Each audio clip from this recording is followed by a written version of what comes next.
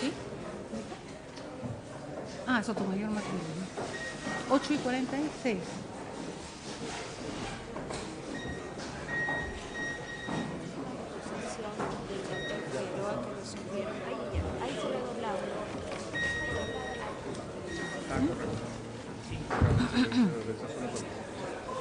¿5?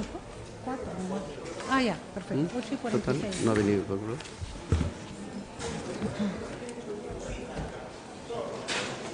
¿Y el procurador? Dile a Pilco. Pilco.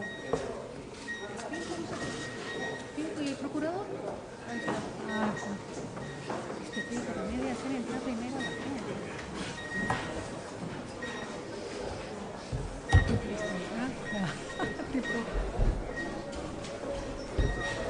8:47. Sí.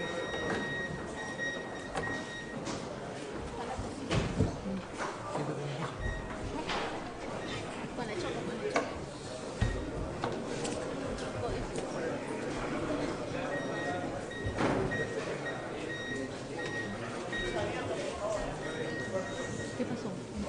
¿Mando correo? Ah, ya. Ya, yo creo que lo 8:07.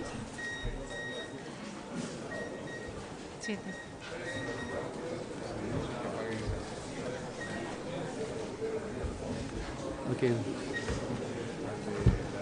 Prensa.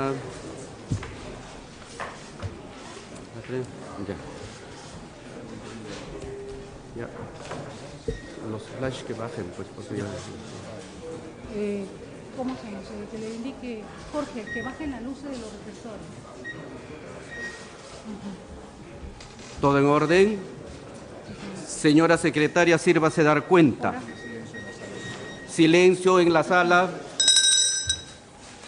Señor, número 5 en la tablilla, en Lima, a las 8 de la mañana, con 47 minutos del día 24 de julio de 2019, se da cuenta de la audiencia en el recurso de casación número 358-2019, encontrándose presente la señorita abogada Juliana Araceli Loza Ábalos, abogada de la imputada recurrente Keiko Sofía Fujimori Uchi, el señor abogado José Humberto Abanto Verástegui, abogado del imputado recurrente Clemente Jaime Yoshiyama Tanaka, la señorita abogada Madeleine Milagros Reyes Gastelas, abogada del imputado recurrente Pier Paolo Figari Mendoza, la señorita abogada Jessica Sotomayor Martínez, abogada del imputado recurrente Luis Alberto Mejía Leca, y el señor abogado procurador público Miguel Ángel Sánchez Mercado, a cargo de la Procuraduría Pública Especializada en Delitos de Lavado de Activos y Pérdida de Dominio. Mediante resolución de fecha 26 de abril de 2019, en un extremo se declaró bien concedidos los recursos de casación por las causales de inobservancia de garantías constitucionales, normas legales de carácter procesal y vulneración de la garantía de motivación, causales previstas en el artículo 429, incisos primero, segundo y cuarto del Código Procesal Penal, interpuestos por las defensas de Keiko Sofía Fujimori Uchi, Pier Paolo Figari Mendoza, Clemente Jaime Yoshiyama Tanaka y Luis Alberto Mejía Leca. Termino. Acreditación de las partes. Adelante, doctora. Muy buenos días, señor presidente, señores, señoras magistradas, señores representantes de la Procuraduría, colegas, público en general. Mi nombre es Juliana Araceli Loza Ábalos, registro del Colegio de Abogados 34652, abogada de la señora Keiko Sofía Fujimori Uchi. Doctor Abanto. Buenos días, señor presidente, excelencias.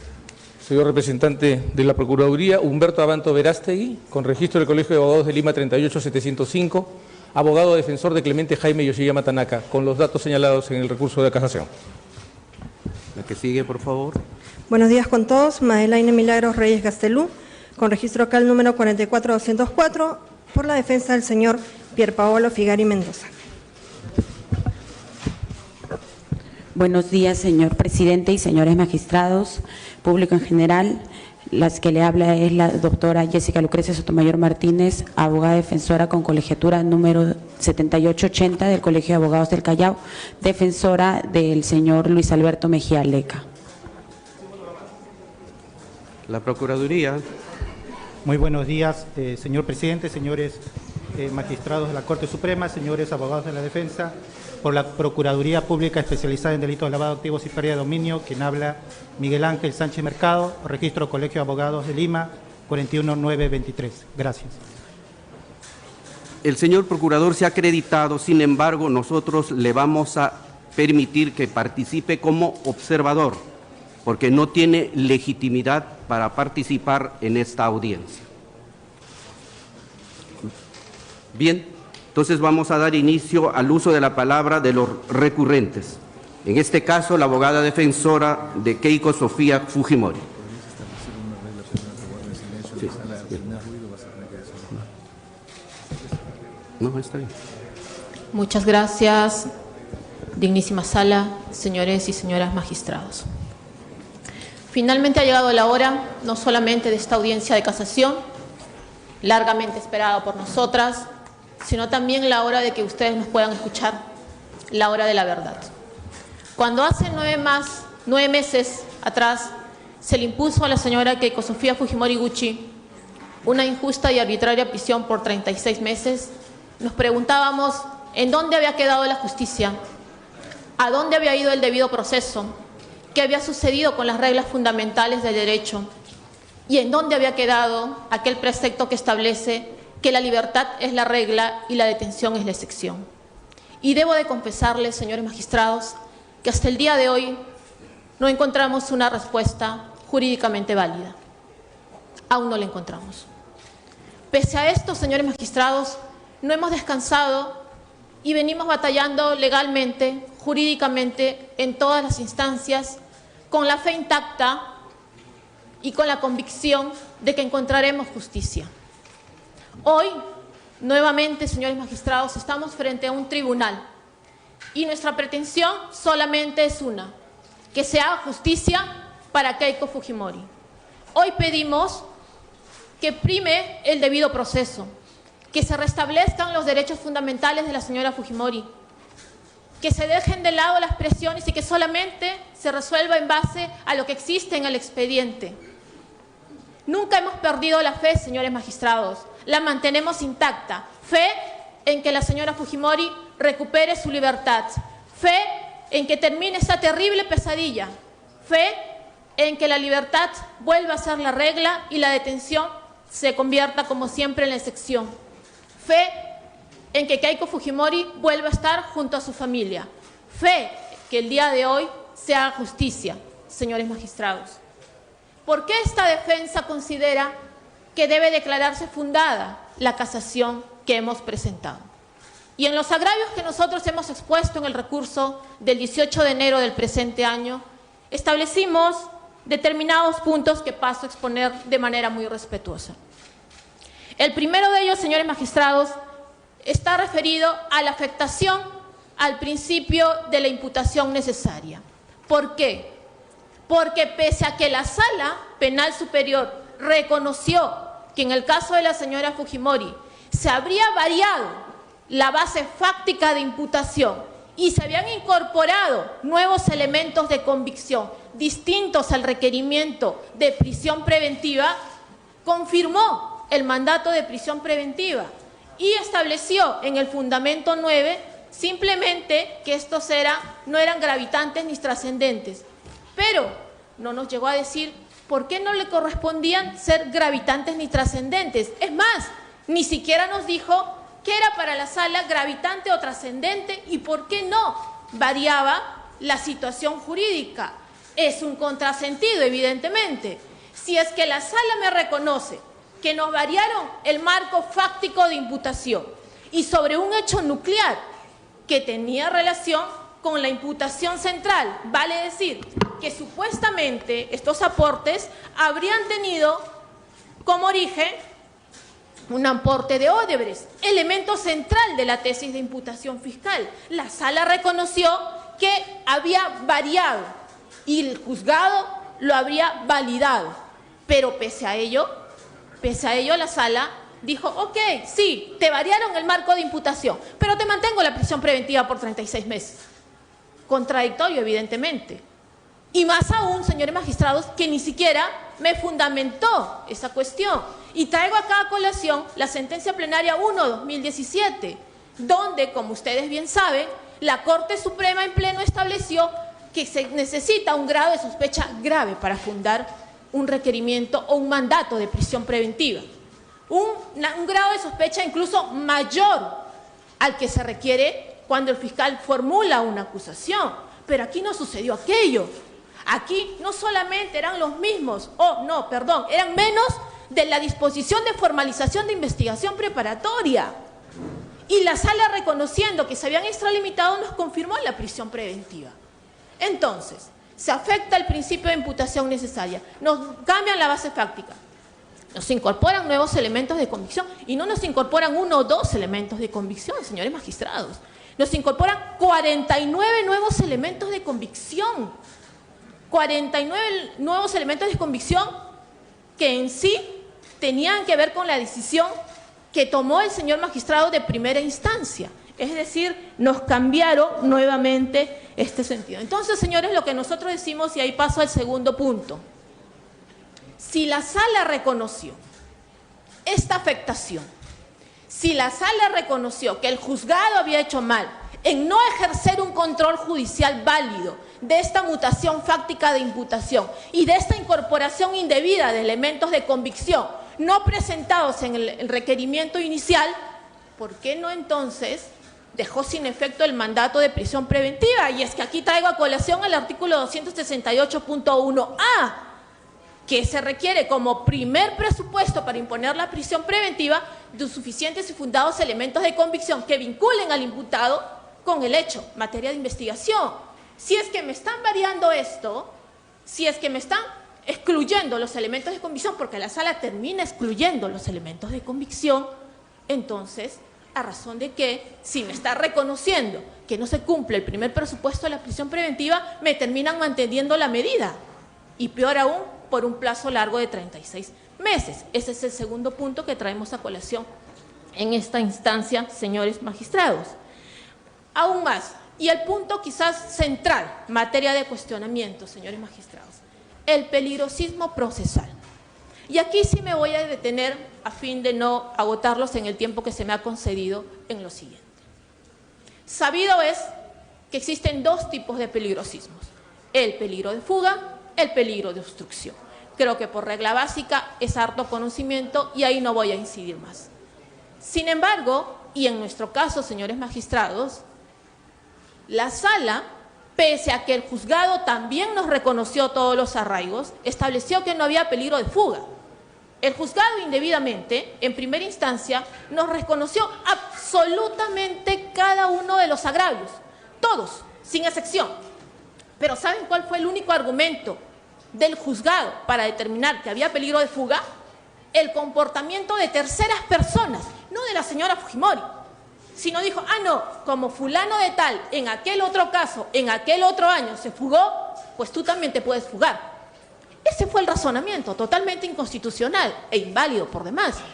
Situación que felizmente fue enmendada por la Sala Penal Nacional y estableció que aquel, evidentemente, no era un criterio constitucionalmente ni jurídicamente válido para mantener aquel establecimiento o premisa de existencia de peligro de fuga. Por tanto, la Sala dijo, no hay peligro de fuga. Y entonces nuestra situación tiene como base que no tenemos peligro de fuga. ¿Y a qué se reconduce todo? A la supuesta existencia de un peligro de obstrucción a la justicia. Y ahí nuevamente voy a la teoría general de los peligrosismos. Si es que el peligro de fuga, que sabido es de mayor intensidad, de mayor gravedad, de mayor reparo en el control que debieran de hacer dentro del marco de investigación, no existe, ¿cómo así se mantiene una prisión preventiva por 36 meses? Y ahora, ¿cuál será el razonamiento? Dirán ustedes en este caso. Y ahí un primer gran error de parte de la Sala Penal Nacional, señores magistrados. La premisa errónea de establecer el deber de veracidad de los órganos de prueba. Me explico. Se dice aquí, o la tesis parte, que se habría tratado de influir en personas para que mantengan una declaración reconociendo unos aportes.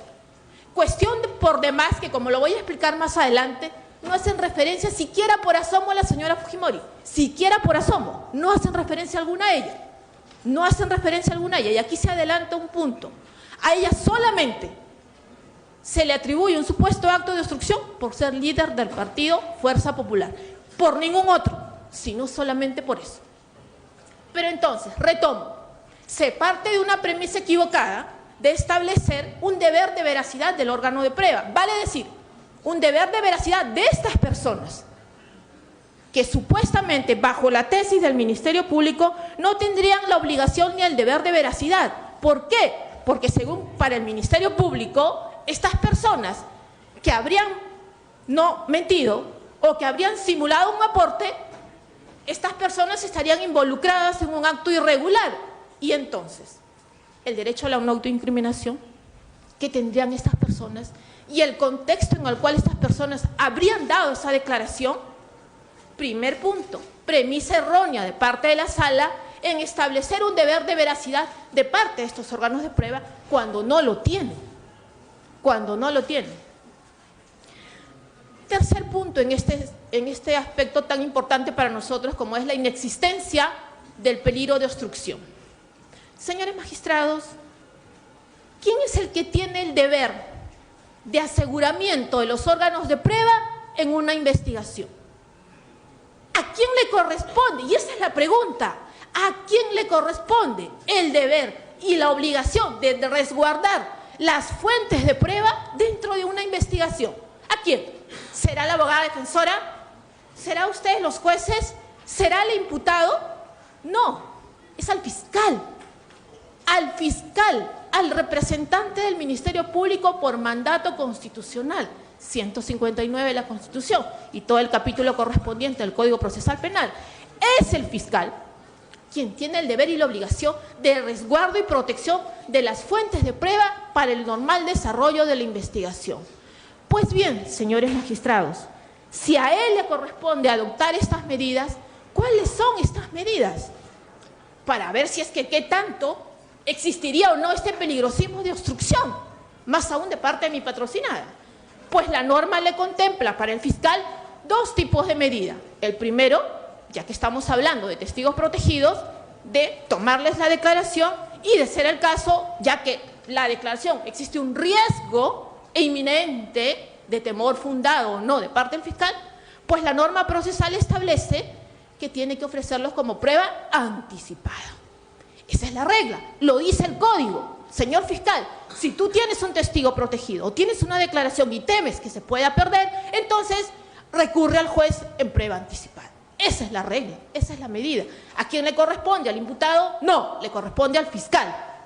¿Y en este caso lo ha hecho? La pregunta es, ¿y en este caso lo ha hecho? Para fundar el requerimiento de prisión preventiva de la señora Fujimori, el señor fiscal utiliza la declaración del testigo protegido número 3. La declaración del testigo protegido número 3, que hace referencia a que supuestamente él se habría enterado, no dice cómo, dónde, ni cuándo, ni por qué, ni en qué circunstancias, que se habría intentado comprar testigos en la región San Martín. No dice quién, no dice cuándo, no dice cómo, no dice por qué. Con esa declaración, la señora Fujimori está detenida por 36 meses. Y para ello utilizan la declaración de 3 supuestos aportantes que hacen referencia a sus aportes simulados. Quienes tampoco mencionan a la señora Fujimori, ni siquiera por asomo, por demás está decir. Pero incido nuevamente en un factor muy importante aquí. Cuando se presenta el requerimiento de prisión preventiva, solamente existía la presentación como prueba anticipada de un testigo protegido, el testigo protegido número 1. Testigo protegido que no menciona a la señora Fujimori, que no se indica ninguna actividad ni conducta a la señora Fujimori ni a un líder del partido Fuerza Popular. Al día de hoy, señores magistrados, al día de hoy, de al menos de la revisión de la carpeta fiscal, de lo que la defensa tiene conocimiento, existirían 19 testigos protegidos. 19, importante número, claro está. Y ustedes se preguntarán, entonces ya hubieron 18 audiencias de prueba anticipada. Ninguna, señores. Y díganme, ¿a quién le corresponde eso? ¿A quién le corresponde? Y vuelvo a la pregunta inicial. ¿A quién le corresponde el deber de cautelar? El deber de ir al juez, tocarle la puerta. Señor, tengo temor que estas declaraciones se puedan perder. Prueba anticipada. Al fiscal. ¿Ha recurrido? Ninguno. Ninguno. Y entonces, ¿cómo esa lentitud, esa falta de diligencia de parte del fiscal le puede ser trasladada a la señora Fujimori? Es inconstitucional ese razonamiento, señores magistrados. Y hay un segundo factor de medidas de protección que le reconoce la ley procesal penal para poder cautelar estas fuentes de prueba. Y me refiero a las medidas de protección establecidas en el artículo 248 del Código Procesal Penal.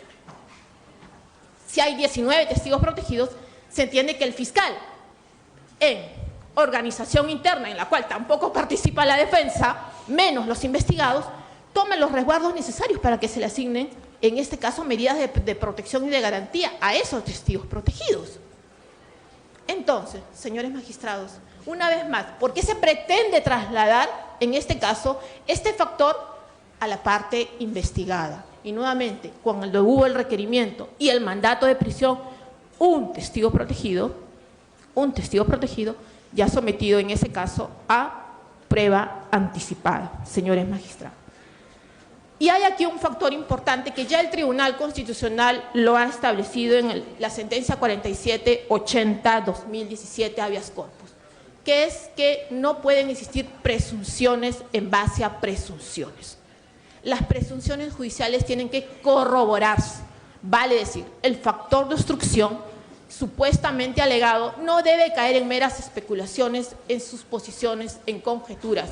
Lo ha reconocido y lo exige la Corte Interamericana de Derechos Humanos y el Tribunal Europeo de Derechos Humanos cuando establece, también el Tribunal Constitucional, que tienen que existir actos de corroboración objetivas, concretas, palpables, no especulaciones, no meras conjeturas. Y en este caso no existe ningún acto de corroboración de parte de la versión del testigo protegido número 3. Es más, señores magistrados, la Sala Penal Nacional reconoce textualmente en la resolución superior que la veracidad del testigo protegido número 3 ha decaído.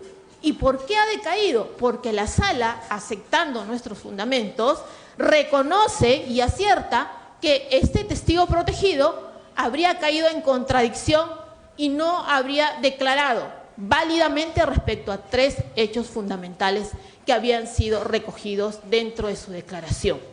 Entonces, si es un testigo protegido no sometido al interrogatorio de la defensa, un testigo protegido cuya versión no ha sido corroborada, un testigo protegido cuya declaración ha decaído en veracidad y en calidad, conforme lo reconoce la propia Sala Penal Nacional, y sobre esa declaración de ese testigo protegido, mi patrocinada se mantiene privada de su libertad, entonces, señores magistrados, estamos frente a un fundamento, a un razonamiento totalmente inválido. Por esas consideraciones, en este punto, señores, nosotros consideramos que aquí no se está considerando válidamente, conforme a lo establece el artículo 269 y 270 del Código Procesal Penal, una interpretación correcta del peligrosismo procesal de cara de obstrucción a la justicia. Otro punto importante aquí, señores magistrados, tiene que ver con la excepcionalidad de la medida. Si, como decimos, señores magistrados, no existe peligro de fuga, y el peligro de obstrucción es uno de menor intensidad al de peligro de fuga, entonces la norma procesal penal es ahí aún más clara y aún más evidente. Se requiere, para la aplicación de una medida tan grave como la prisión preventiva y tan gravísima y letal como en su plazo de 36 meses, que esa medida sea impuesta de manera excepcionalísima, bajo los criterios del test de proporcionalidad.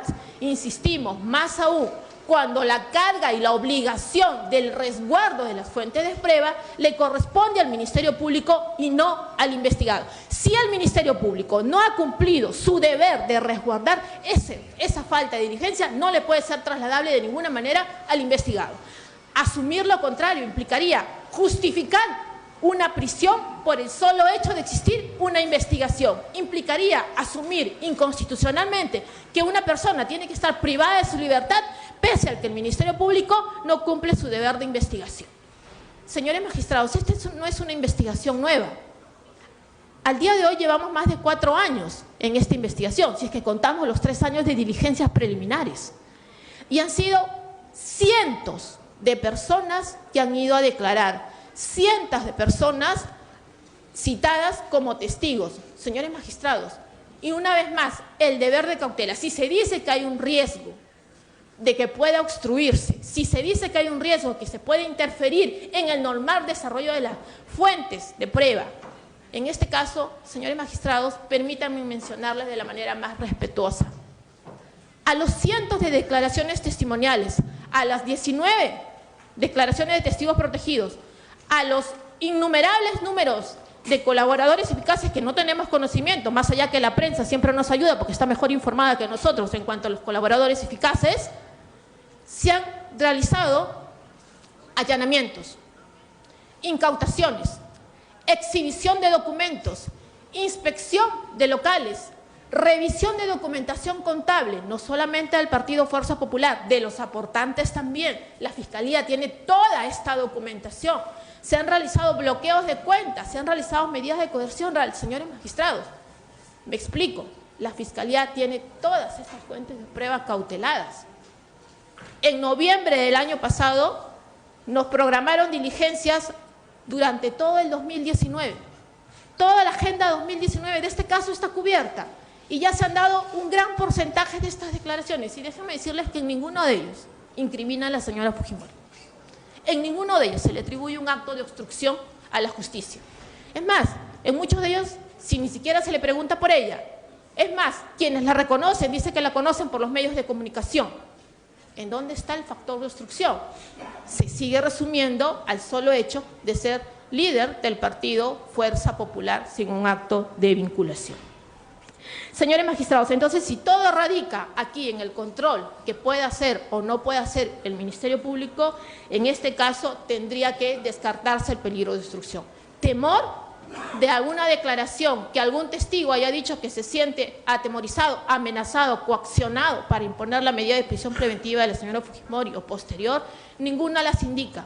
Y de los 9 que dicen o hacen referencia a un temor, es un sentimiento de temor que ellos dicen, pero no atribuyen absolutamente a ninguna persona, cuestión que por demás tampoco configura de cara a lo que se corresponde con obstrucción a la justicia. Tampoco aquí, señores magistrados, ha existido un acto de demora o dilación de parte de la defensa, si es que por ahí se pretende argumentar que existiría un acto de obstrucción. Tampoco existe esto. La señora Fujimori ha asistido a todas las veces que ha sido citada al Ministerio Público, ha cumplido con la presentación de documentos las veces que le ha sido requerido, el Partido Fuerza Popular ha cumplido con toda esta documentación, la Fiscalía, insistimos, tiene resguardada todo esto. Por tanto, señores magistrados, si el control en este caso está en manos del Ministerio Público y si el Ministerio Público ya cumplió con lo que tenía que cumplir y si no ha cumplido con lo que le corresponde, no le puede ser trasladado al Ministerio Público. Por tanto, no hay obstrucción. Y si no hay obstrucción, no hay medida de prisión preventiva. Y si no hay medida de prisión preventiva, la señora Fujimori no debiera estar por 36 meses privada de su libertad, como indebidamente le encuentra. Cuarto punto de agravio, señores magistrados. Afectación a la motivación. Y voy resumiendo aquí, 2 factores puntuales para no ser repetitiva. Primero, existe una motivación incompleta en cuanto aquí se alega que existiría una amenaza a los testigos. Léase la resolución, en ninguna parte de la resolución existe una fundamentación siquiera mínima de la existencia de alguna amenaza de parte de la señora Fujimori o de algún integrante del Partido Fuerza Popular. Y existe por demás, señores magistrados, una motivación inexistente cuando la sala dice que existiría el riesgo de perder documentos y la pregunta es, ¿qué documentos? Tampoco dice.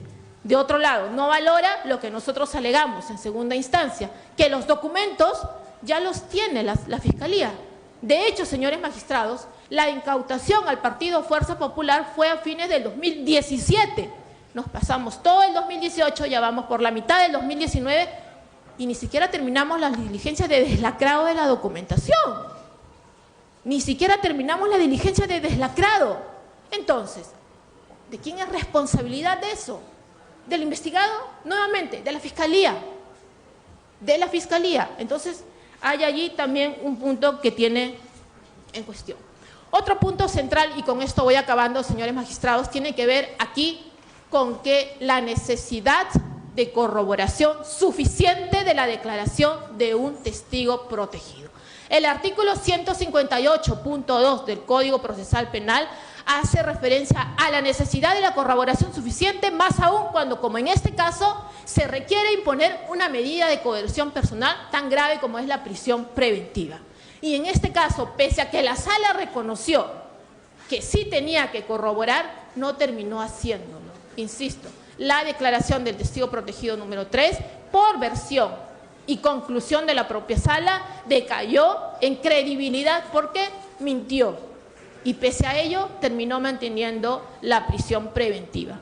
Señores magistrados, lo único que nosotros solicitamos en esta instancia, con los agravios expuestos por escrito el 18 de enero y oralizados en este momento, no tienen otro propósito, sino que se respeten los parámetros constitucionales, se respeten la correcta interpretación de las normas procesales penales y Keiko Fujimori pueda recuperar su libertad. Nosotros no pedimos un trato excepcional, no pedimos un trato privilegiado, no pedimos un trato diferente. Lo único que pedimos es que se respete el debido proceso. Lo único que pedimos, insisto, y aquí sí hablo a nombre de la familia Vilanela Fujimori, es que a la señora Fujimori se le retornen sus derechos fundamentales, que pueda recuperar su libertad, que pueda estar nuevamente junto a su familia. Ella afrontó esta investigación en sede preliminar 3 años en libertad. Yo creo que es momento que la Corte Suprema pueda reparar esta grave injusticia, que ponga fin a esta prisión preventiva arbitraria que viene padeciendo ya 9 meses de manera injustificada. Señores magistrados, si el deber de cautelar las fuentes de prueba lo tiene el Ministerio Público, si le corresponde al Ministerio Público, si el Ministerio Público ya tomó las medidas y si el Ministerio Público no está actuando como le corresponde, eso no le puede ser trasladado a la señora Fujimori. Solo pedimos justicia, señores magistrados, solo pedimos que la señora Fujimori pueda recuperar su libertad y pueda estar nuevamente al lado de sus hijas. Gracias. Doctora, le vamos a hacer una pregunta. Claro que sí, señor. Usted ha referido que habrían concurrido cientos de testigos en la investigación de la causa. ¿Cuál fue la participación de la defensa en estas declaraciones testimoniales? Hemos estado presentes en las declaraciones testimoniales, no en la de los testigos protegidos, porque han sido reservadas, secretas, nos enteramos en la audiencia y nos enteramos cuando las anexan a la carpeta, ya impresas, porque son resguardadas por parte del Ministerio Público, y ahí tampoco nosotros no nos preguntamos, ¿por qué en vez de resguardarse y guardarse estas declaraciones en el Ministerio Público? Por ejemplo, hace poco nos acaban de incorporar, señor presidente, una declaración de hace 2 meses, de un testigo protegido, y recién la han presentado. Es más, se anexó a la carpeta después que salió un reportaje en un dominical. Eso quiere decir, doctora, que las partes han controlado estas diligencias de declaraciones testimoniales. Salvo las de los testigos protegidos. A esas, lamentablemente, señores magistrados, ni conocimiento hemos tenido.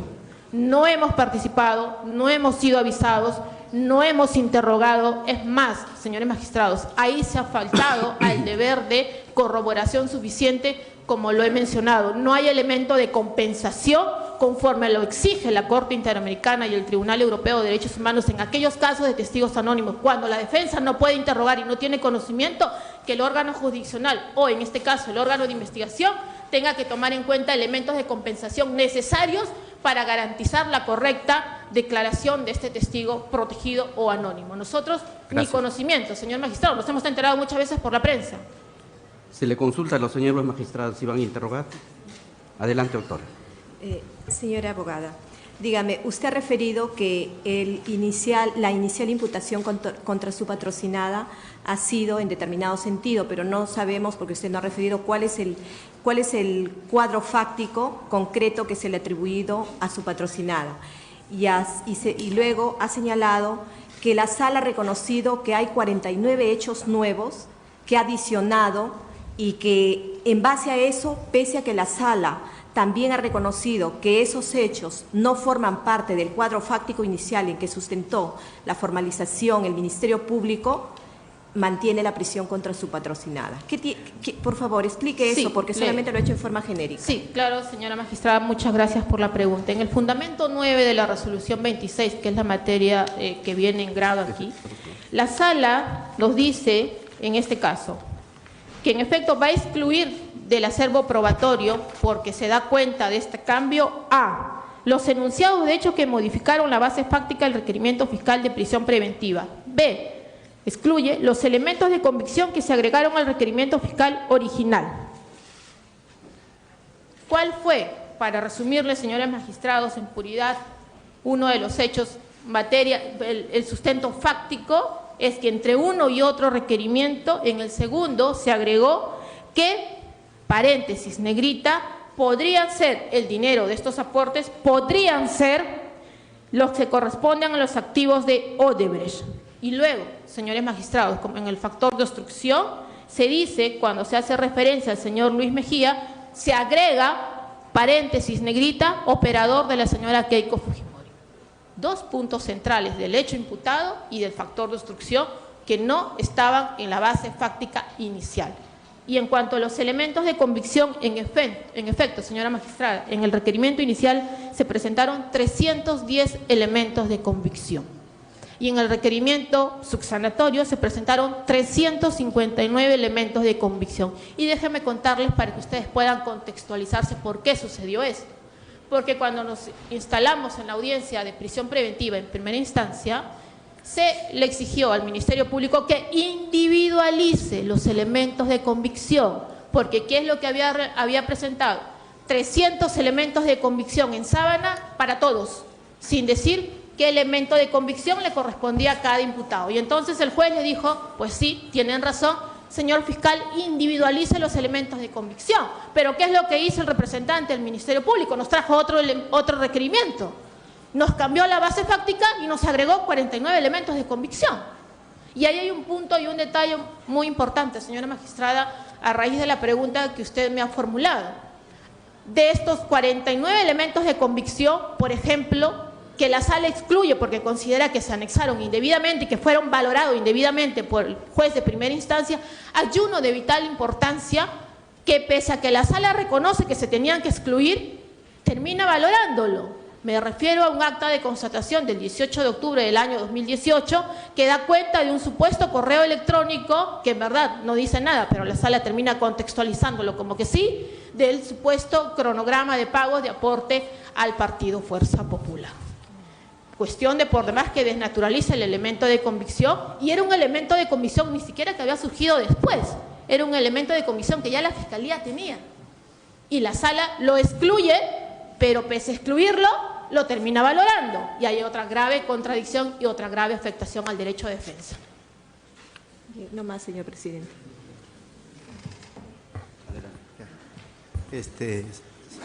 Señorita abogada, usted ha referido en su exposición de que tanto la Sala como el juzgado ha reconocido que no hay peligro de fuga. Sí, señor. Sin embargo, concretamente, díganos, ¿cuál es el argumento central y principal en el cual se basa la Sala y el juzgado para, digamos, indicar que hay peligro de fuga respecto a su patrocinada?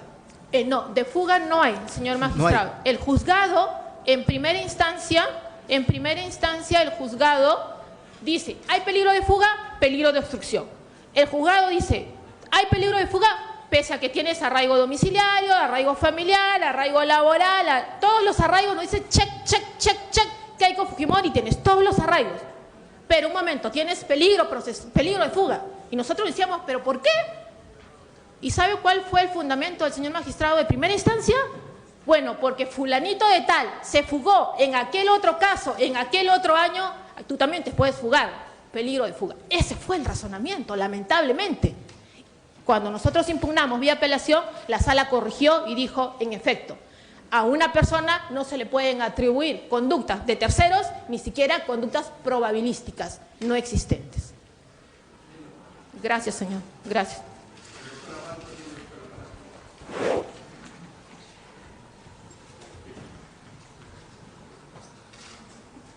Señor presidente, excelencias, la más clara diferencia que hay entre las tiranías y las democracias no es solamente el hecho de que haya un poder que surge del voto popular, sino fundamentalmente la existencia de tribunales de justicia que se encargan de garantizar los derechos de los ciudadanos.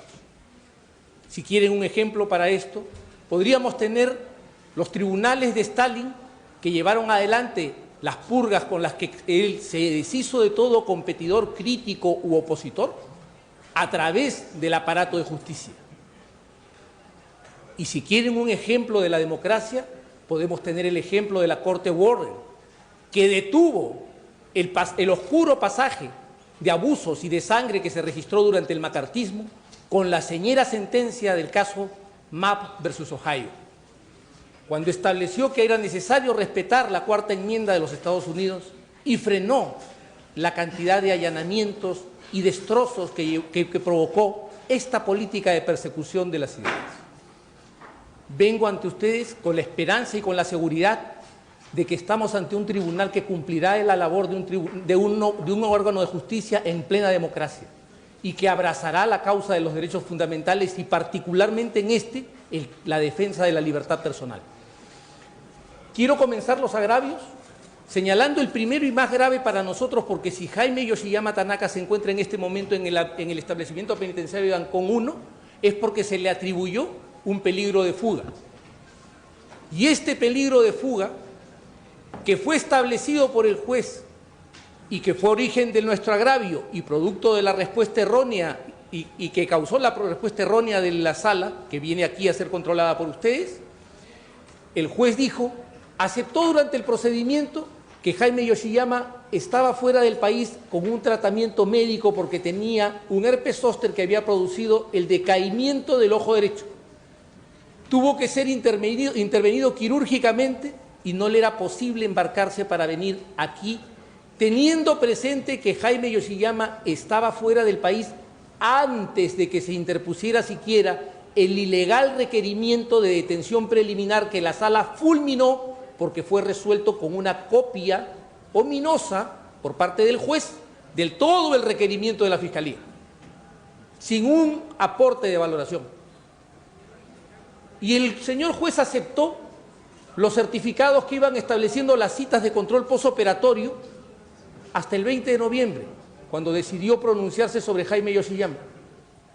Y entonces, violando el principio de seguridad jurídica, opera un cambio súbito de opinión y dice, porque yo le presento el certificado que lo citaba para el 4 de diciembre, nuevamente un control posoperatorio y le impedía venir, cambia de opinión y dice, no, esto ya para mí es un juego y por lo tanto ha venido un peligro de fuga, sobrevenido, y crea una categoría procesal que yo quiero que la sala evalúe y analice, porque no ha sido contestado este agravio por la Sala Penal de Apelaciones.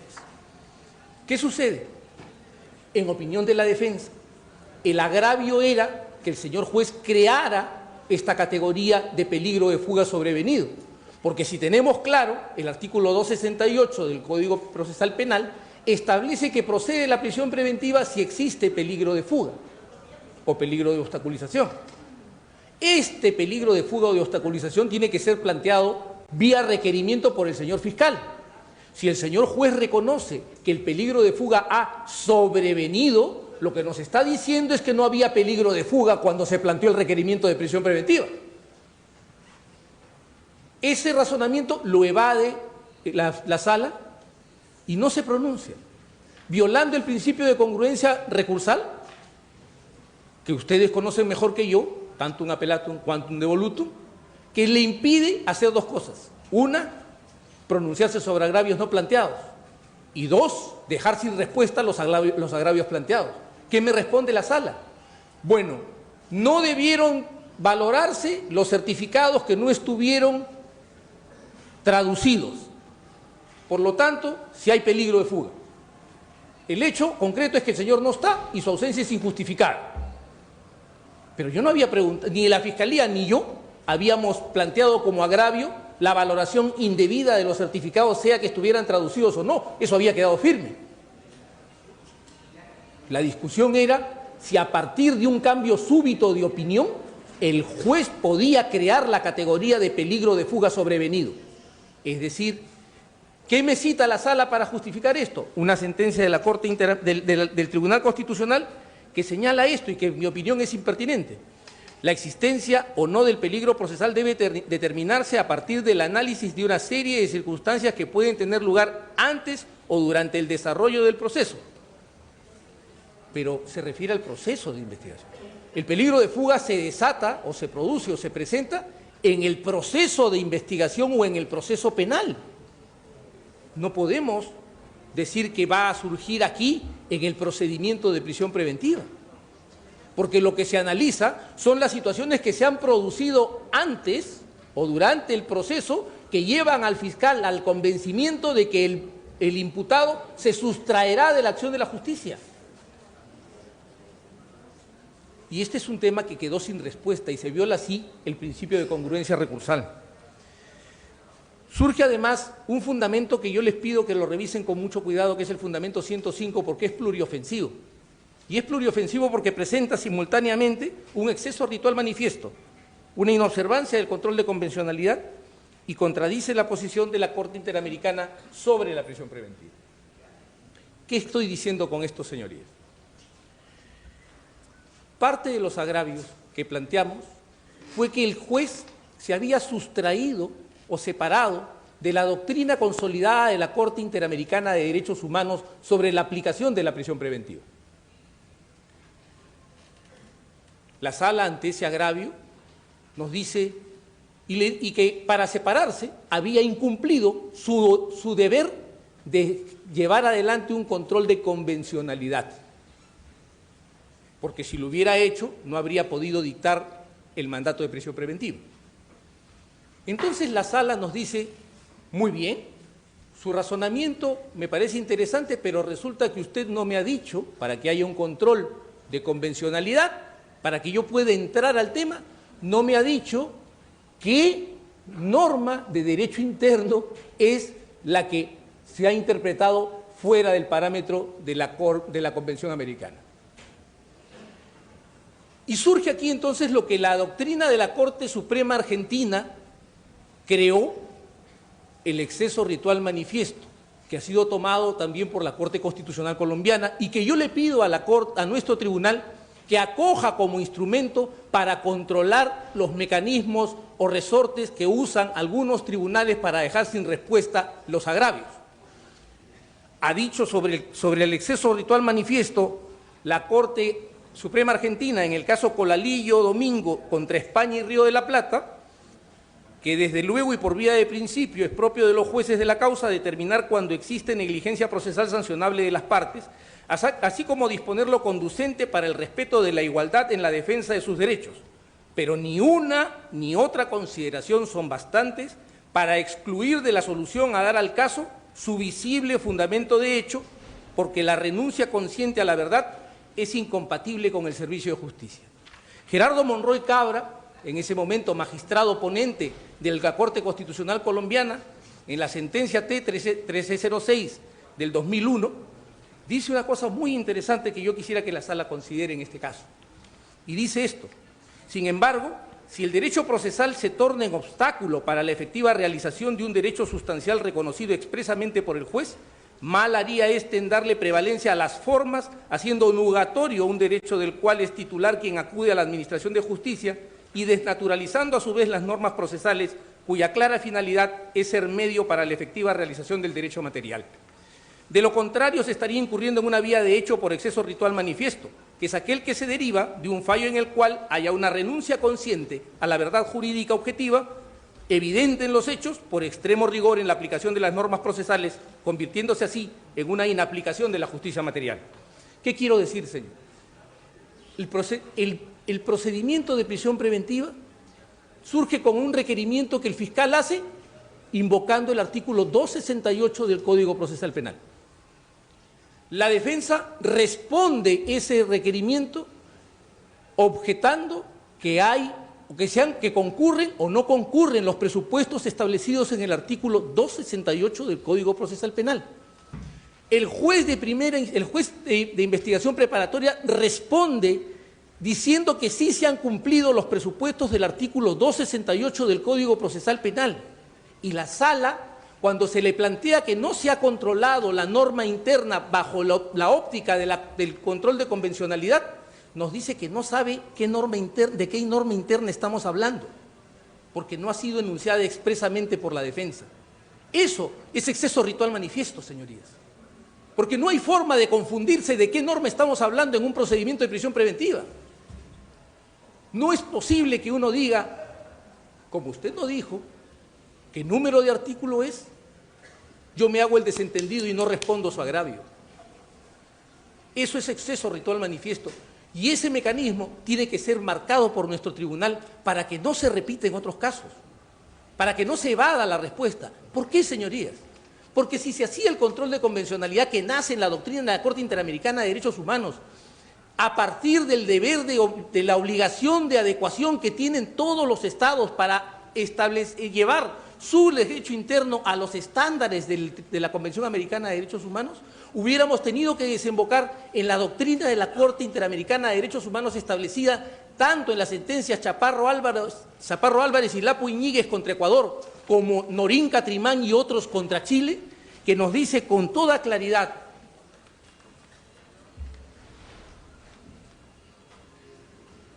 para esta Corte, la sospecha tiene que estar fundada en hechos específicos y articulados con palabras. Esto es, no en meras conjeturas o intuiciones abstractas. De allí se deduce que el Estado no debe detener para luego investigar.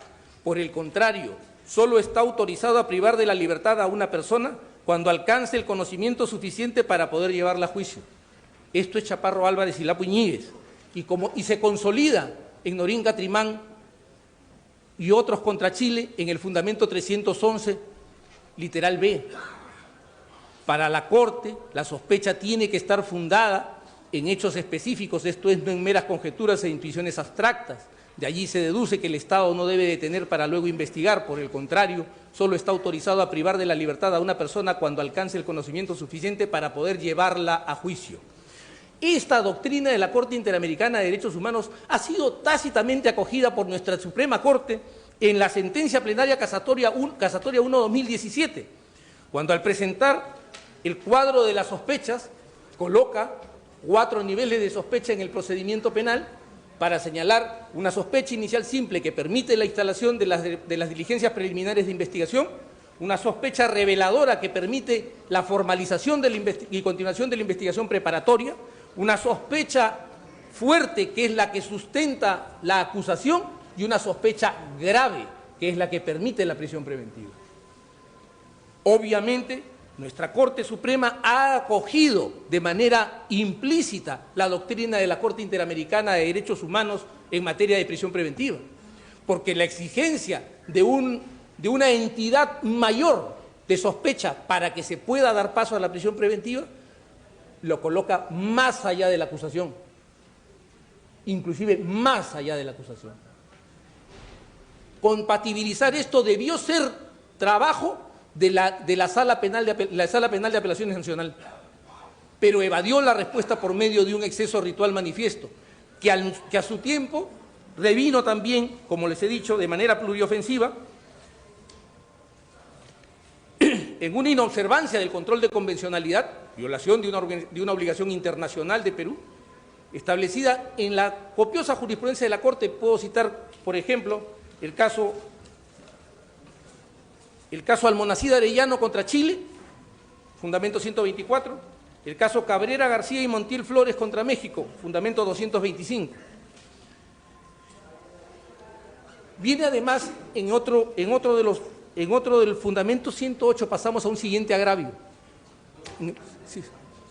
Una de las razones que se le ha concedido es precisamente porque usted invoca la causa Norín Catrimán contra Chile. Sí, señoría. ¿Usted podría precisarnos cómo es que las instancias inferiores han vulnerado esta resolución? Sí, señoría. Lo que ocurre es que para que se interprete el artículo 268, en opinión de la defensa, a partir de la interpretación de la Corte Interamericana de Derechos Humanos, Se tiene que tener presente que no existen solamente 3 presupuestos para la prisión preventiva, es decir, los famosos fundados y graves elementos de convicción de la comisión de un delito que vincule al imputado, una pena superior a 4 años y el peligro procesal, sea este de fuga o de obstaculización, sino que la Corte ha introducido con su interpretación una condición temporal, o podríamos decir de estadio procesal. Tiene que haberse llegado a la oportunidad de llevar a juicio a la persona. Si se hacía la interpretación del 268 desde la óptica establecida por Norín Catrimán y otros, consolidada por Norín Catrimán y otros, pero establecida en Chaparro Álvarez y Lapo Íñiguez, la respuesta del juzgado hubiera tenido que ser que no podía darse paso, porque lo que acababa de ocurrir era la formalización y continuación de la investigación preparatoria. Y se estaba deteniendo, y esto calza con otro de los agravios, que es cuando le decimos a la sala, están deteniendo para investigar. Y la sala dice, no, porque la investigación comenzó 3 años atrás. Sí, pues, pero esas fueron las diligencias preliminares de investigación. Estaban deteniendo a Jaime Yoshiyama Tanaka y a Keiko Fujimori y a Pierre Figari y a Luis Alberto Mejía Leca a la formalización de la investigación preparatoria que iba a durar 36 meses y le pedían una prisión preventiva que iba a durar 36 meses. ¿Para qué se estaba deteniendo entonces? Se estaba privando de la libertad a la persona para luego investigar, lo que prohíbe exactamente la Corte, porque ha establecido algo que es de enorme poder. Nos dice que los estados carecen de la potestad jurídica de privar a la persona de la libertad para investigar después. Esto es muy importante para entender el juego que hay entre las libertades de las personas y las competencias estatales. Ha puesto un freno trascendente que nos coloca en un sistema muy parecido al sistema norteamericano. Ustedes, señorías, saben mejor que yo que en Estados Unidos la detención es la regla. La persona es detenida cuando se le acusa, cuando viene el indictment, cuando viene el equivalente de la acusación fiscal, la persona es detenida, puesta a disposición del juez y el juez define si le da un bailout, le da una fianza, si le pone un grillete electrónico o si la manda a prisión. Abanto, sin embargo, los jueces de todos los niveles están facultados para restringir libertades de conformidad con el artículo 139 de la Constitución Política del Estado. Sin ninguna duda, señoría. Pero en el marco... Por eso es que yo le digo que los jueces de todas las instancias hacen el control de constitucionalidad. Pero no solamente eso, señoría. El problema es que no tenemos solamente un deber de controlar desde la Constitución. El control tiene que ser desde y conforme a la Convención, como lo manda la disposición final cuarta de nuestra Constitución, que señala que las normas sobre derechos constitucionales se interpretan de conformidad con la Declaración Universal de los Derechos Humanos y los tratados sobre la materia. Y en los tratados sobre la materia está la Convención Americana de Derechos Humanos, la cual a su vez, señoría, ha establecido por interpretación de la Corte que incluye un control de convencionalidad. Bien, doctor. Entonces prosigo con el siguiente tema, que es la motivación sustancialmente incongruente. En el fundamento 108, ustedes van a poder encontrar que nosotros planteamos un agravio. El agravio estaba referido al famoso chat, la botica, que se usaba como un elemento que acreditaba la existencia de una organización criminal. La sala dice que el agravio planteado por nosotros debe ser desestimado y se remite al fundamento 34 de su propia resolución. Pero ¿qué ocurre en el fundamento 34 de su propia resolución, como ustedes van a poder comprobar? Que declara fundado el agravio. O sea, a mí me declara infundado el agravio en el fundamento 108, porque así lo decidió en el fundamento 34, que declara estimar el agravio. Dígame si eso no es una motivación sustancialmente incongruente. No creo que podría haber un caso de escuela más claro de lo que es una motivación sustancialmente incongruente. Ocurre además en el fundamento 106, señorías, un tema muy interesante, porque hay una divagación en el razonamiento. Es una motivación aparente. ¿Por qué? Yo planteo entre los agravios que el juez haya valorado el acta de fundación del partido Fuerza 2011 como un indicio de la existencia de una organización criminal. Y entonces la sala dice esto que yo quisiera rescatar y que quede dicho aquí expresamente. La sala dice, asunto distinto, refiriéndose a cómo se iba a valorar el acta de fundación. Yo decía que es el ejercicio de un derecho de participación política. Y dice, asunto distinto es el sentido que le quiera dar el Ministerio Público. Acta de constitución es una referencia de relaciones íntimamente vinculadas que permiten apreciar la instrumentalización del partido. O la defensa técnica. Acta de constitución es el ejercicio de un derecho constitucional de participación política. Quienes lo asumen como elemento de cargo y de descargo respectivamente. No puede ignorarse que los elementos de convicción se valoran en un primer momento de manera individual y luego de manera conjunta. En ese sentido, el agravio debe desestimarse. ¿Era de cargo o de descargo? Ustedes saben, señorías, que los elementos de convicción que se presentan o cargan o abonan. Pero no puede ser que sean todo al mismo tiempo, porque ya veremos cómo resulta en una apreciación conjunta que además no es detallada. Esa es una motivación aparente. En términos estrictos del lenguaje, un galimatías. Es imposible saber qué idea se esconde allí. No importa que uno piense que es de cargo, no importa que otro piense que es de descargo. Para mí tiene valor y ya veremos cómo lo tiene. Es un acta de constitución de un partido. ¿Cómo puede eso ser el indicio de la existencia de una organización criminal, excelencias? Por favor. Motivación aparente, fundamento 107. Adriana Tarazona, una de las investigadas, declara que Jaime Yoshiyama formaba parte del Comité Ejecutivo Nacional y de ahí se deduce que Jaime Yoshiyama es parte de una organización criminal. Así viene el planteamiento y así lo toma el señor juez. Apelamos. Y nuevamente, una motivación aparente.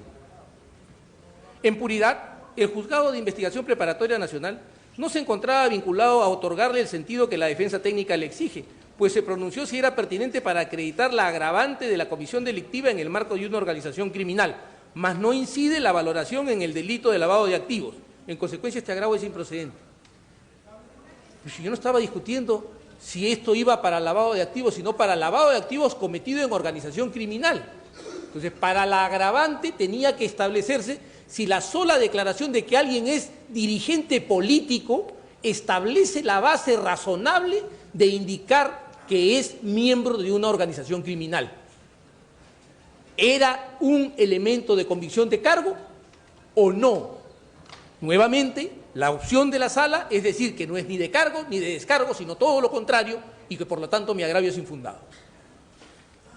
Motivación aparente, fundamento 110, señorías.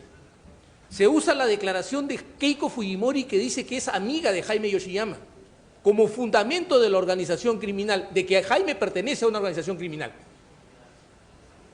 Y entonces la sala responde que dichas declaraciones deben ser contextualizadas y analizadas de forma integral con los demás elementos de convicción que dan cuenta de la existencia de una presunta organización criminal.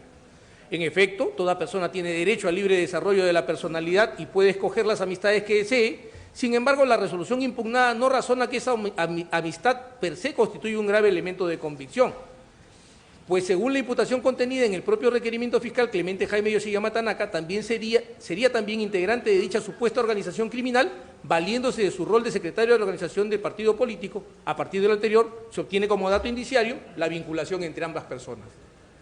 O sea, una persona declara que es amiga de otra y de repente eso es tomado como un indicio de pertenecer a una organización criminal y la sala nos da un argumento como este diciendo no acredita esto, pero de todas maneras la amistad no sirve para probar que sea miembro de la organización criminal, pero de todas maneras es un dato referencial para tener presente que hay una organización criminal. Nuevo galimatías, señoría. Y es una motivación aparente. Motivación aparente 116, y aquí es muy importante porque tiene que ver con los elementos de convicción y va con lo que les he pedido de dar una señal clara de cómo deben valorarse los elementos de convicción. Se dice que el señor Jorge Enrique Simoes Barata dice que le entregó $500.000 a Jaime Yoshiyama para la campaña de Keiko Fujimori. Dice que ese dinero se lo pidió al sector de operaciones estructuradas, que se comunicó con el señor Hilberto Silva y que Gilberto Silva, a través de un doleiro, le hizo llegar el dinero hasta su escritorio. Fernando Migliaccio, uno de los investigados, está en el expediente, declara que por orden expresa de Marcelo Odebrecht no se enviaba dinero en efectivo a nadie y que no había doleiros fuera de Brasil. Cuando presento ese agravio para decirle, usted no está viendo completo lo que manda el Tribunal Constitucional de que evalúe los elementos de cargo y los de descargo, la respuesta de la sala es que esta contradicción es aparente y usa una fórmula axiomática. ¿Es una contradicción aparente? No me dice por qué es una contradicción aparente. Acomoda después un razonamiento y dice, porque se ha detectado que hay ingresos de dinero sin establecer si corresponden en el tiempo y corresponden en el monto. ¿Cómo así? Generando entonces, apela después a una falacia de falsa causa. El señor dijo, como aquí hay dinero, ese dinero es, aunque no calcen ni en las sumas ni en las fechas.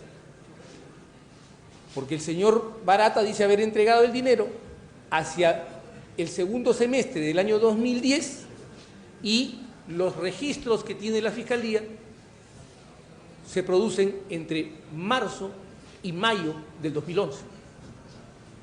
¿Cómo podríamos decir que necesariamente hay una conexión? Conexión necesaria, señorías. Conexión accidental, conexión coyuntural, podríamos decir. Pero para que haya una situación grave, un elemento de convicción grave, el elemento tiene que generar un razonamiento necesario. Cierro además, señorías, con un... porque he abusado de su paciencia y su generosidad. Cierro además, señorías, señalando que hay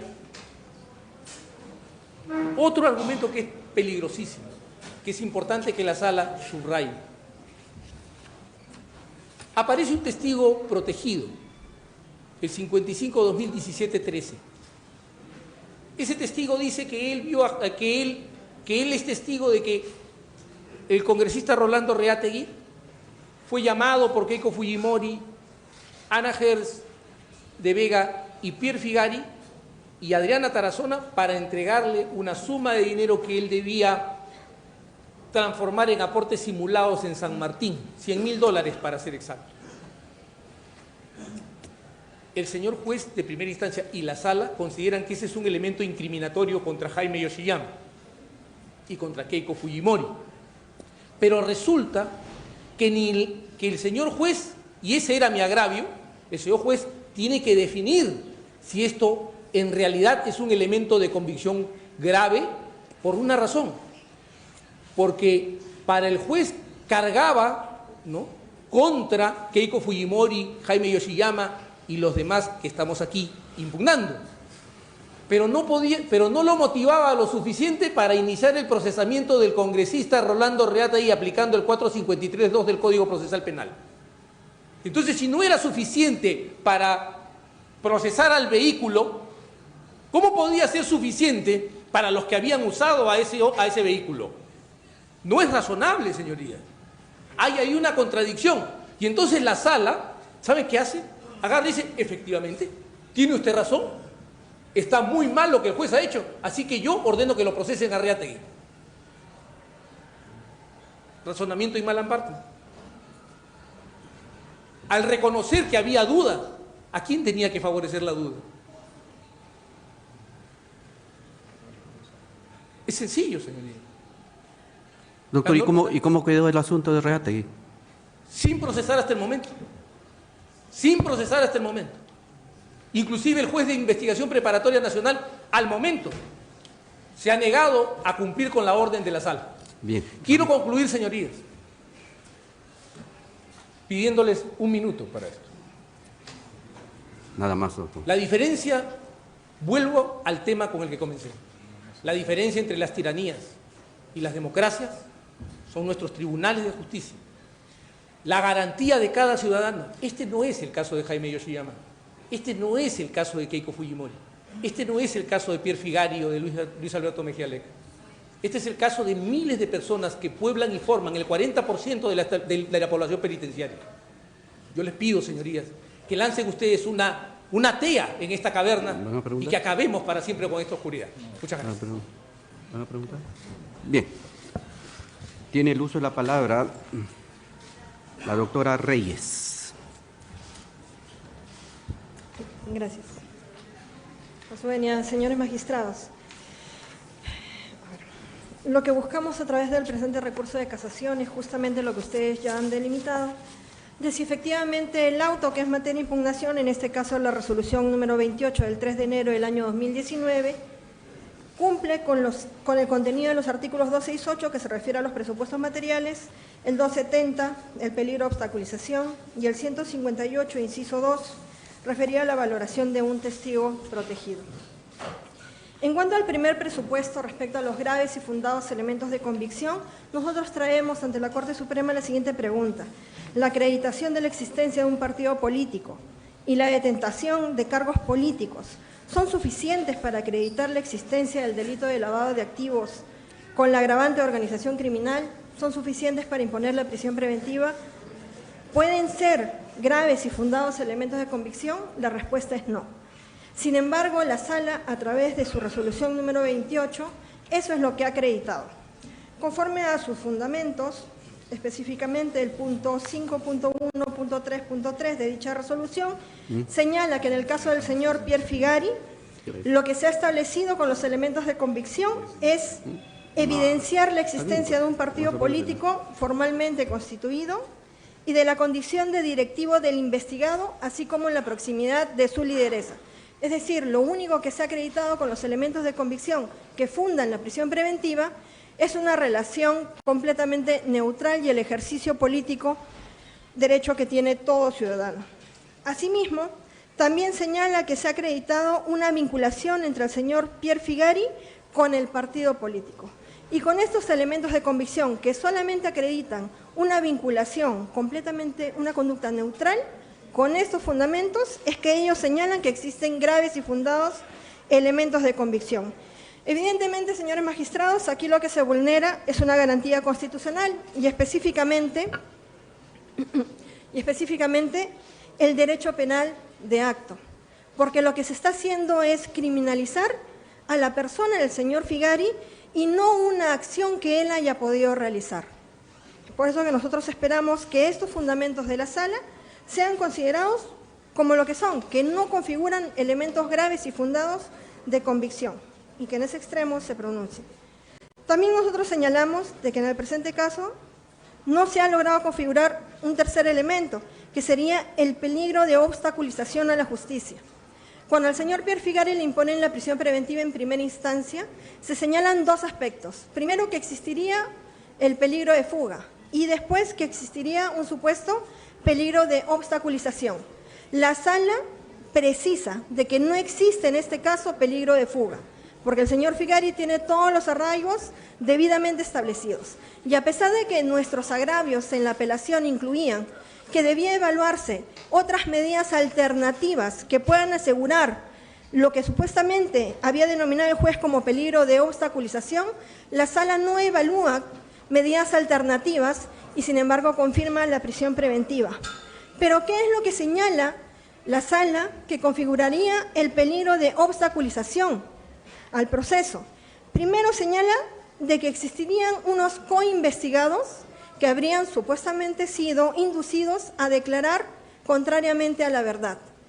Pero la Sala cumple con identificar que estas personas en sus declaraciones no mencionan en ninguno de los momentos, porque tiene una declaración y luego una ampliatoria, en ninguno de los momentos mencionan participación alguna de mi patrocinado, el señor Pierre Figari Mendoza.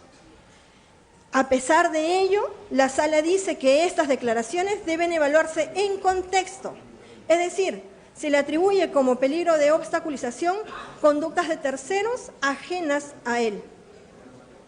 Asimismo, la Sala también señala de que existiría acá una presunción respecto a la participación de mi patrocinado en estos supuestos actos de obstaculización. Como ya lo sabemos, justamente el peligro de obstaculización, como ya lo he mencionado, puede ser resguardado a través de silencio en la diversas sala, medidas. por favor, silencio en la sala.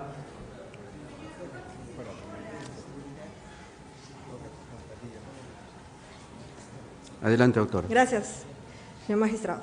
Efectivamente, el peligro de obstaculización puede ser cubierto, puede ser resguardado a través de otras medidas. Como ya lo he mencionado, ninguna medida alternativa se ha aplicado hasta la fecha para poder asegurar lo que ellos señalaban como peligro de obstaculización, es decir, las declaraciones de estas personas, las mismas que además al momento de imponerse la prisión preventiva ya se habían realizado.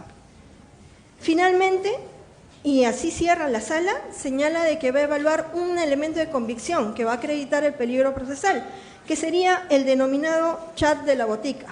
Sin embargo, conforme lo señala en la página 36 de la resolución, lo único que realiza es una descripción del denominado chat de la botica, pero no realiza ninguna valoración de por qué este chat, que es una conversación entre personas, además una conversación reservada y que no tiene ninguna vinculación con lo que, de hecho, que son materia de investigación, podría acreditar un supuesto peligro procesal. No solamente eso, sino que además, contrario a lo que señaló el ACUO, este denominado chat de la botica, la sala lo desestima como elemento de convicción.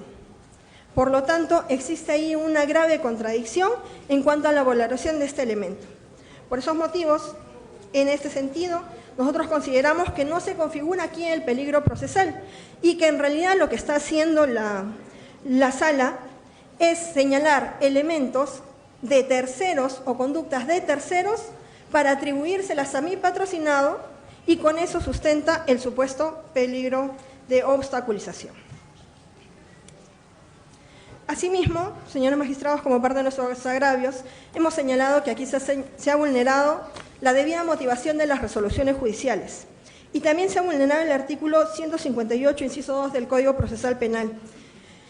Uno de los elementos de convicción, en realidad el único que le atribuye y que sustenta también la prisión preventiva contra mi patrocinado, es la declaración del testigo protegido 2017-55-3. Dicha declaración hasta la fecha no ha sido corroborado y por eso decimos que hay contradicción con lo dispuesto en el artículo 158, inciso 2, que señala que en el caso de colaboradores eficaces, testigos impropios y situaciones análogas como sería el testigo protegido, se requiere para su utilización una previa corroboración. En este caso no existe ninguna corroboración del dicho del testigo protegido 3, pero no se queda ahí, sino que la propia sala también señala que este testigo protegido ha caído en serias contradicciones y que ha perdido veracidad en sus declaraciones. A pesar de ello, dice, uno de los elementos que es en el que señala que mi patrocinado habría participado de una supuesta reunión, ese elemento para la sala ha quedado corroborado. No señala con qué, porque no existe otra declaración que dé cuenta de esa supuesta reunión, que por cierto no se realizó. Sin embargo, mantiene, es decir, por un lado, reconoce que el testigo protegido tiene contradicciones en su declaración, reconoce que se ha equivocado, que ha cometido diversos errores de tiempo, espacio, personas, participación de aquellas, conductas, y a pesar de ello se mantiene en que es suficiente para mantener la prisión preventiva contra mi patrocinado. Ello evidentemente vulnera el principio de debida motivación de las resoluciones judiciales. Y finalmente, señores magistrados, la Sala de Apelaciones toma en cuenta un elemento de convicción que nunca fue propuesto, ni en el requerimiento fiscal, ni por el ACUO, ni por la parte. Se trata de unos informes técnicos que ni siquiera tampoco están vinculados a la participación de mi patrocinado ni a los hechos que son materia de investigación, pero son unos informes técnicos de OMPE a través de los cuales se dio cuenta de la subsanación de diversas observaciones en las actas durante las elecciones del año 2011. Sin embargo, lo que no cae en cuenta la sala es que su razonamiento es el siguiente. Nosotros hablamos de un informe técnico número 006 que el juez indebidamente había valorado como un informe realizado de favor, sin sustentar por qué, cuándo, cómo o en qué momento se habría realizado este supuesto informe de favor y sin señalar cuál sería la vinculación de mi patrocinado, el señor Pierre Figari, con dicho informe, que además es muy posterior a los hechos en materia de investigación, porque los hechos datan del año 2010 y este informe es del año 2011. A pesar de ello, la sala señala lo siguiente: si bien es cierto, dice, este informe número 6 no está debidamente definido cuál es la participación, existen otros informes y los trae a colación. El informe técnico IFA 11-número 013 y otro que es una ampliación. Y son estos los que valora y señala lo siguiente: estos informes acreditarían la participación del señor Pierre Figari en una supuesta organización criminal. Entonces, señores magistrados, es evidente que aquí también se ha vulnerado no solamente la debida motivación, el principio de congruencia y también el derecho de defensa. ¿Por qué? Porque se utiliza un elemento de convicción que jamás fue invocado por ninguna de las partes para sustentar también la prisión preventiva de mi patrocinado. En ese sentido, esos son los agravios que nosotros traemos a la sala y lo que buscamos es que ustedes, con un mejor criterio y de una forma ya taxativa, señalen que los elementos de convicción que han sustentado en este caso las prisiones preventivas no son graves y fundados, que el peligro de obstaculización no puede atribuirse a un ciudadano cuando se trata de conductas de terceros y no de conductas objetivas, y que el testigo protegido, su declaración para poder utilizarse, debe de ser debidamente corroborada antes de aplicarse para una medida coercitiva, tal y conforme lo señala la norma. Eso sería todo.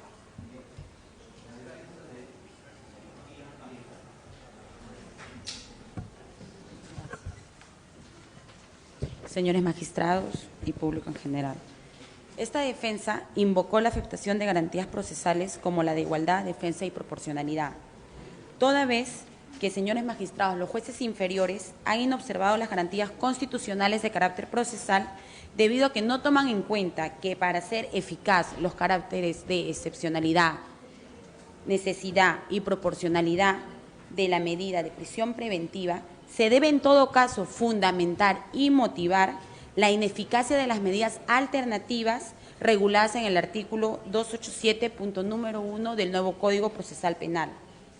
Pues lo que se busca en una medida cautelar es sujetar al proceso al imputado, y si existe una medida cautelar menos intensa o menos gravosa que la privación de la libertad, a ella hay que acudir. De lo contrario, se estaría vulnerando los caracteres de la prisión provisional.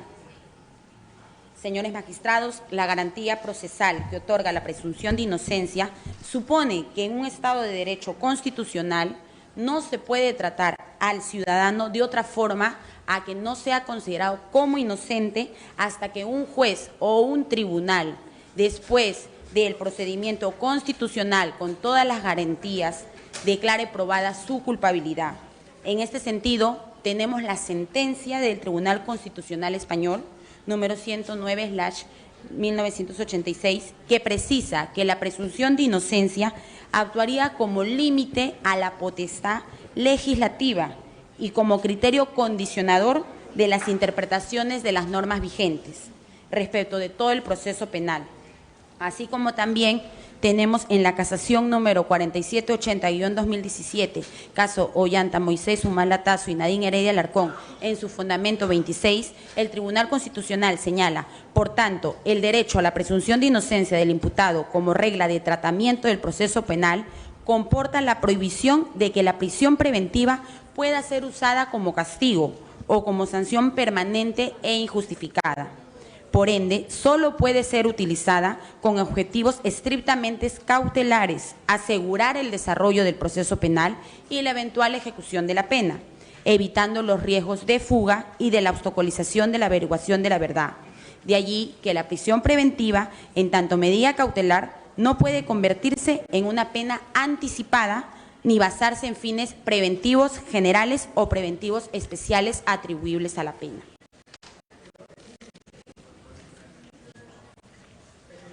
Aunado a ello, señores magistrados, se deberá generar doctrina jurisprudencial sobre las medidas cautelares de prisión preventiva, y su carácter o naturaleza excepcional y subsidiaria, lo que implica que el juez, antes de disponer dicha medida, deberá considerar si el propósito protegido se puede conseguir aplicando otras medidas alternativas.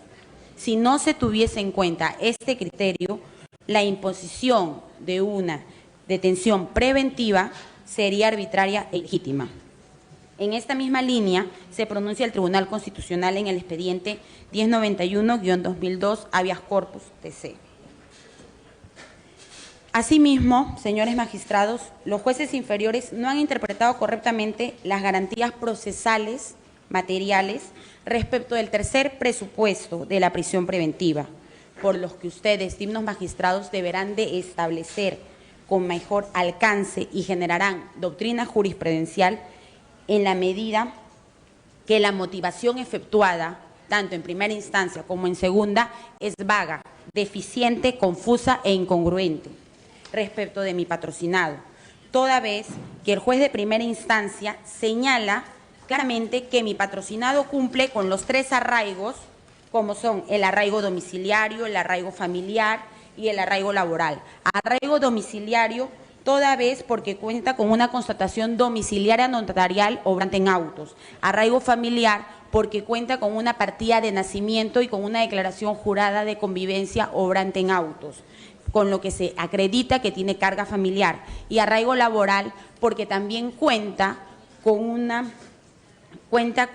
un trabajo fijo en el Congreso de la República, pero actualmente tiene licencia. Sin embargo, a pesar de que el juez de primera instancia en su auto, a página 75, señala que este despacho también debe dejar en claro de que el solo hecho de que un investigado tenga arraigo domiciliar, familiar y laboral no significa que no va a eludir la acción de la justicia. En efecto, este despacho considera que la acreditación de los 3 arraigos no garantiza que no vaya a eludir la acción de la justicia, y de eso se han visto casos, como por ejemplo se ha visto el caso del señor Salazar, Club de la Construcción.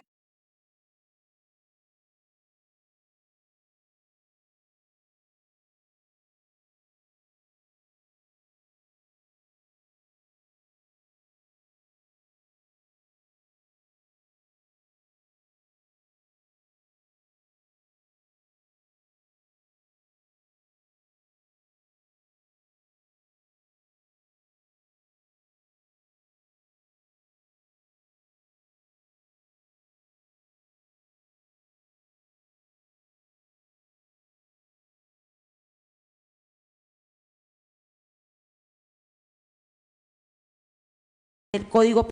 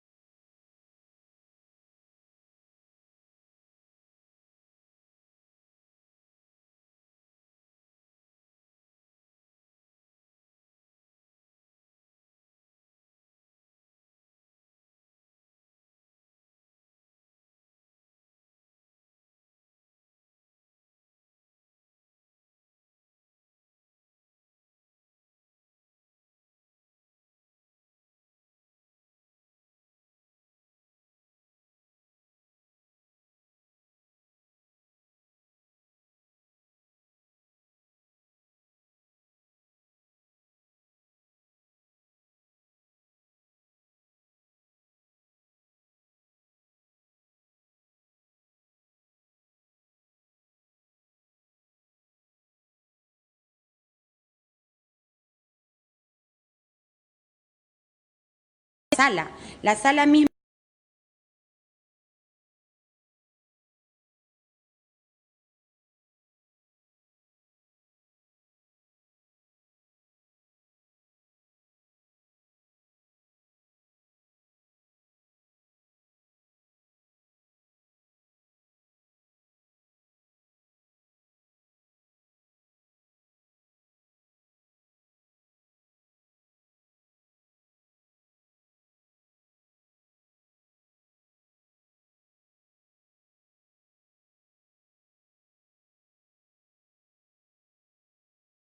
que se está imputando la comisión del delito de obstrucción de justicia a mi patrocinado, debería de verse por una fiscalía común y no por una fiscalía que respecto a la unidad de juzgamiento tiene que estar ventilada dentro del lavado de activos en organización criminal. El segundo punto que tenemos es la utilización de la declaración del testigo protegido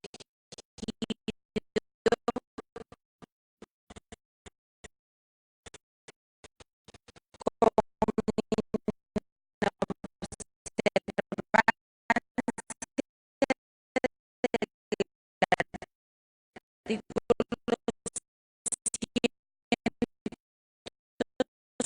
58.2 del nuevo Código Procesal Penal.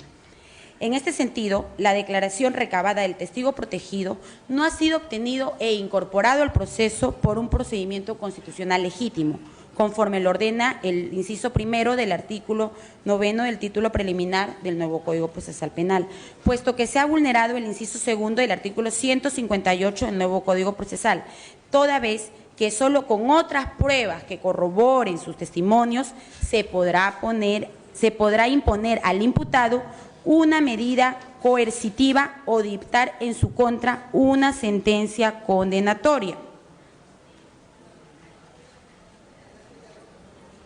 Tercer punto, la identidad del acto investigado, obstrucción de la justicia y del peligro procesal, actos de obstaculización.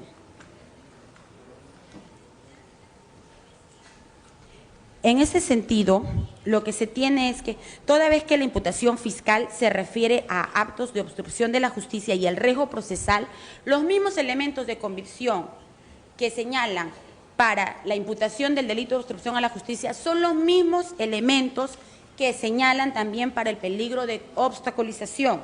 Por eso, los jueces inferiores consideran intenso este peligro, fundamentándose en declaraciones testimoniales efectuadas por coimputados respecto de un hecho ocurrido en el pasado, noviembre del año 2017, y que por esta conducta, supuestamente, mi patrocinado va a obstruir a la justicia. Sin embargo, señores magistrados, se deberá generar doctrina jurisprudencial respecto desde qué momento se puede generar un riesgo de obstrucción, antes de la investigación preliminar, durante la investigación preliminar o una vez formalizada la investigación preparatoria. Viene a colación esta pregunta toda vez que desde el 10 de octubre del año 2018, en donde se incluye a mi patrocinado en la investigación y se dicta su medida de detención preliminar, fue de manera voluntaria a la División de Investigación y Alta Complejidad de la Dirección Nacional de Investigación Criminal de la Policía Nacional del Perú, sitio en Avenida España 44, sin número, Prefectura de Lima, a efectos de ponerse a derecho una vez tomado conocimiento de la detención preliminar que estaba en su contra, seguido que el 17 de octubre del año 2018 se declara nula la detención preliminar. Y por último, el 19 de octubre del año 2018 se formaliza la investigación preparatoria y se requiere prisión preventiva. Entonces, ¿qué actos de obstaculización puede haber generado mi patrocinado si desde el 10 de octubre del 2018, que se ordenó su detención preliminar, él se puso a derecho? Estando el 19 de octubre del 2018, que se hizo el requerimiento, también asistió a la audiencia y hizo uso de la palabra. Más aún, si el mismo Código Penal establece, ¿no?, de que artículo 270, peligro de obstaculización. Para calificar el peligro de obstaculización se tendrá en cuenta el riesgo razonable de que el imputado, entonces, acá viene la divergencia, que si mi patrocinado recién ha sido ha sido señalado como imputado a través de la formalización de la investigación preparatoria el 19 de octubre del 2018, ¿qué actos de obstaculización hasta antes de esa fecha él ha podido realizar? Más aún si se tiene en consideración que en el proceso que se sigue en curso, todos los actos ya han sido recabados. Las declaraciones testimoniales también han sido recabadas, inclusive las diligencias de allanamiento y deslacrado también han sido llevados a cabo, y tenemos que las últimas declaraciones, tanto de la investigada Aurora de Jesús Torrejón Rivas, dada el 29 de enero del 2019, como del investigado Walter Rengifo Saavedra, dada el 30 de enero del 2019, también han sido recabados. Entonces, como bien dice el doctor San Martín, una vez que se llevan a cabo todos los actos que el mismo proceso solicita, ¿de qué obstrucción estamos hablando? Ya no tiene sentido de que él permanezca en prisión preventiva, toda vez que ya las declaraciones, el acta de allanamiento, el deslacrado, ya se llevaron a cabo. Y por último, señores magistrados, no hay que dejar de considerar de que el peligro de fuga, los elementos de peligro de fuga tienen un verbo presente, un verbo concreto y un dato objetivo. En cambio, los elementos de obstaculización tienen un verbo futuro, porque señala la misma ley, el mismo cuerpo normativo: destruirá, modificará, ocultará, suprimirá, falsificará. Entonces, no estamos hablando de hechos presentes, estamos hablando de presunciones, de supuestos que gracias a ellos se priva de la libertad a personas que todavía ni siquiera tienen acusación en la etapa correspondiente. Por eso, esta defensa solicita que se case la recurrida y se declare nulo el auto de prisión preventiva, por lo tanto, ordenándose la excarcelación de mi patrocinado. Gracias. Bien, habiendo concluido con los alegatos, siendo las 10 de la mañana con 20 minutos, se cierra esta audiencia. La sentencia casatoria se leerá el día viernes 9 de agosto a las 9 de la mañana. La audiencia ha concluido.